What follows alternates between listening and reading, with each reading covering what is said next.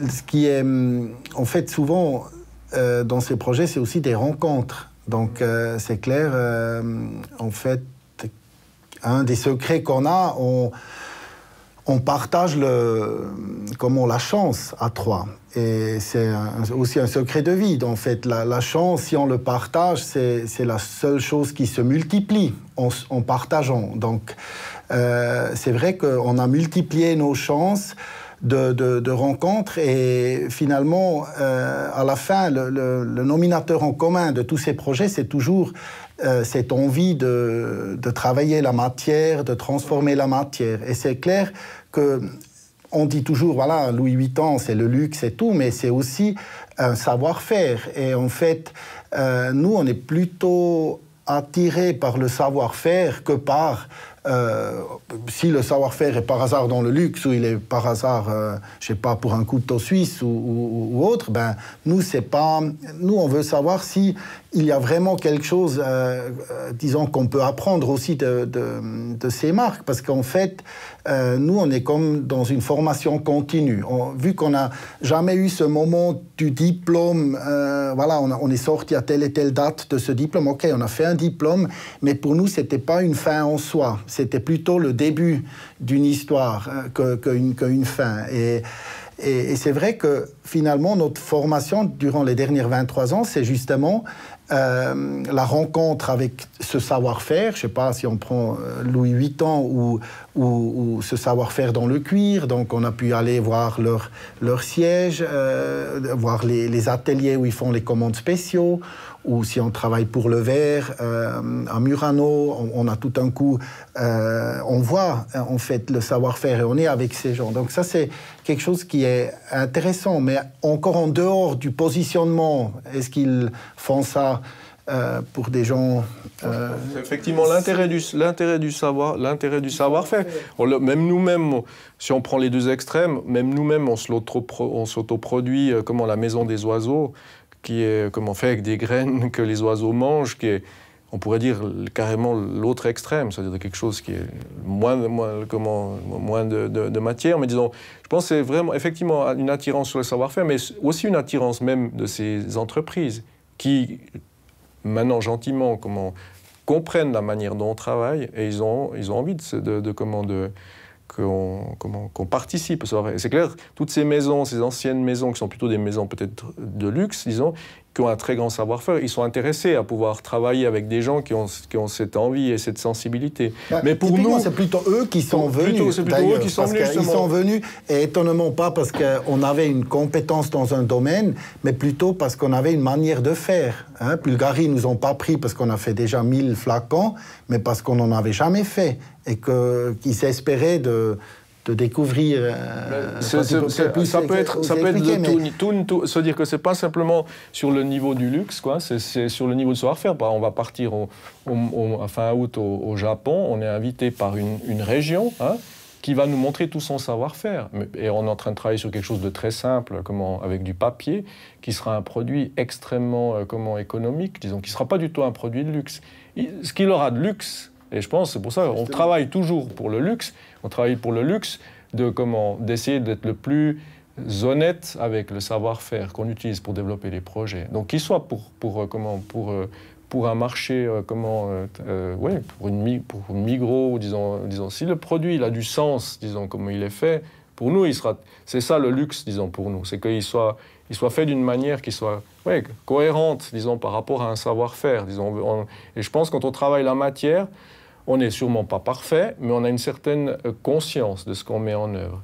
Et ça, les gens le voient aussi, et c'est pour ça qu'on a des demandes, quoi. Et peut-être à coup, à un moment donné, plus de demandes sur un certain standing, mais ça ne veut pas dire du tout que c'est notre but. Non. Non, je pense que c'est effectivement la fascination qu'on a aussi par rapport à une matière, parce que le monde, par exemple, le monde du cuir, de la maroquinerie, disons, c'est clair, nous, quand on commence c'est des belles matières, c'est des matières qui sont soyeuses, qui sont tactilement, qui sont intéressantes, qui ont des points faibles, qui ont des points forts, on commence à jouer avec tous ces éléments. Puis quelque part, c'est vrai que la matière a déjà beaucoup à dire, disons.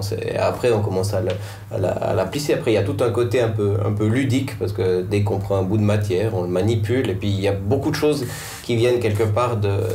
C'est pas quelque chose de très, comment dire, complexe dans la démarche, c'est des choses qui sont très tactiles, très instinctives, comme ça on a vite envie on voit des problèmes après que produit aussi l'industrie, disons, toute cette industrie, disons que quand on travaille le cuir, c'est une matière noble, c'est une matière qui vient, c'est des animaux qui sont élevés, qui sont étirés pour avoir des cuirs, disons, il y a toute cette complexité, il y a toute après dans le monde justement dans ce monde du luxe, c'est clair, on parle de qualité, il y a des critères de qualité qui font qu'il y a énormément de chutes, alors toutes ces chutes, nous quand on voit ça nous fait mal au ventre, parce qu'on se dit non mais on ne peut pas jeter tout ce matériel, donc ça nous provoque, on a envie de faire quelque chose avec ces chutes, donc c'est vrai que mais ça part, en principe, c'est vraiment la matière qui nous parle, quoi. Il y a quelque chose d'intrinsèque, enfin comment dire, un lien fort entre la matière et puis pareil, quand on va à Murano, quand on voit le savoir-faire d'un artisan, de quelqu'un qui maîtrise sa matière,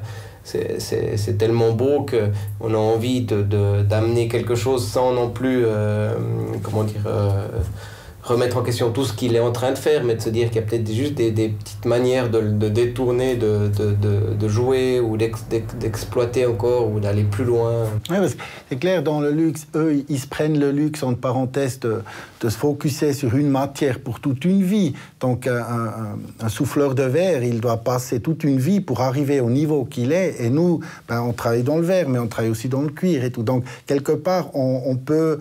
Notre entrée est déjà à un niveau assez intéressant parce qu'on nous ouvre les portes, on nous montre des choses que voilà, on ne peut pas le voir dans un magasin ou dans un livre.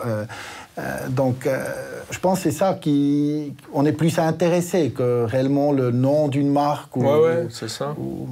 C'est ce qui est, je pense, qui est quand même aussi... je ne sais pas si on s'imagine comment le savoir-faire qui est en Suisse, disons, des entreprises, quoi. On pourrait dire toutes les entreprises qui produisent en Suisse, elles font du luxe, quoi. Parce que c'est ça. Donc, je pense que c'est aussi peut-être une des particularités on pourrait dire particularité peut-être suisse qu'on a, c'est plutôt là. C'est-à-dire dans cette relation directe à la réalisation, au savoir-faire, au contrôle d'une certaine qualité. Et même si le produit, à la fin, il est vendu 5 francs, comment dans un magasin, il est un produit de luxe, comme il a été conçu, comment il a été fait, si on prend même l'éplucheur, à patate, comment il a été fait dans sa réalisation. Donc, je pense que nous, on est attentifs à ça. Et après, que ce soit une marque qui soit dans le monde du luxe ou que ce soit une marque qui est dans un réseau de grande distribution, pour nous, c'est complètement égal. Ouais, parce que c'est quelque part plus sur le respect de la matière et de celui qui le transforme qu'on arrive à se fasciner, c'est clair. Plus que des stratégies de marché. Alors c'est clair que peut-être des fois, c'est plus si on pense justement comment on produit en Suisse, la proximité de production, je pense que c'est ça c'est peut-être un petit peu différent que de faire une esquisse puis de l'envoyer et puis de plus s'en occuper. Et ça, c'est peut-être là, c'est pas ce genre de travail qu'on fera, disons. Moi, je pense que c'est surtout les entreprises qui devraient s'intéresser un peu plus aux designers. Parce que souvent, c'est assez étonnant. C'est-à-dire, nous, on fait cette relation directe, disons, sur le savoir-faire, et que malgré tout, tous les produits iconiques du design suisse, la plupart, ils ont toujours du succès. Et à la fin, souvent, cette combinaison designer-producteur, ou même, souvent, le chef d'entreprise était un créateur. Un inventeur, disons, un créatif, disons, mais qui a directement lié ça à son entreprise. Et il me semble que cette relation-là a une qualité de la Suisse, et beaucoup d'entreprises, peut-être, pourraient, à mon avis, trouver un chemin si elles se réveillaient à faire cette connexion. Et c'est peut-être là où on essaie à travers des prix, à travers différentes choses, mais ça devrait être encore plus, disons, d'une certaine manière, connectés. Étonnamment, on se rend compte, et nous on en rencontre beaucoup, des gens qui sont dans des entreprises où c'est pas toujours le grand directeur, mais ça peut être des gens qu'il a mis en place pour faire le développement. On se rend compte souvent qu'ils savent pas comment travaille un designer. Ils savent pas aussi la différence entre un et l'autre. Donc moi je pense on pourrait sûrement aider, disons, d'une certaine manière aux entreprises à aider certaines entreprises grâce à la créativité. Et moi, je pense que c'est surtout la mise en relation. Parce que, étonnamment, il y a beaucoup d'entreprises suisses, disons, grandes entreprises suisses, qui vont faire le tour de la planète pour aller discuter avec des designers. Ils ne pensent même pas qu'il y en a des qui sont intéressants ici. Et je pense que ça, c'est un travail, disons, qui devrait être fait, quoi, disons, Il faudrait avoir plus de... comme on dit, d'entrepreneurs plutôt que des managers dans ces structures. Parce que c'est clair, un manager, il regarde où il peut produire moins cher, où il peut raconter une autre histoire ou comme ça. Mais un entrepreneur, déjà, il mise, il entreprend lui-même. Donc, il fait partie de ce qu'on construit. Donc, c'est clair, il a des contacts, il entreprend quelque chose pour qu'un projet ait lieu. Je pense tous ces rencontres qu'on a avec... avec Vogue ou autre, ou Willy Glaser, ou comme ça, que c'est des vrais entrepreneurs, c'est très différent que si on a un gérant ou un manager d'une entreprise. Parce que là, on sent que, même des fois avec leur propre argent, même qu'ils ont en privé, qui les amènent dans l'entreprise pour donner un coup de siffle. Un manager, jamais, il amènerait son argent privé pour donner un souffle.